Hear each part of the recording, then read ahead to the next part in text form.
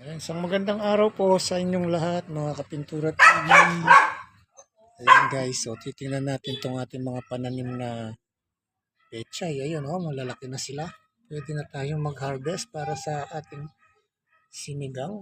So ayan, pinagtyagaan ko talaga silang mapatubo kahit sa sobrang init ngayon ng panahon. Ayan green na green sila. Tapos itong mga natira pa nating bininang talong. Ayan, malapit na rin silang lumaki. Meron tayong sibuyas, meron tayong lemongrass. Yan Tapos yan, yung mga nabili nating kamatis na binili natin sa bayan. Ito na sila nakabawi na sila. Medyo nag-green-green na sila kaya yan maganda na.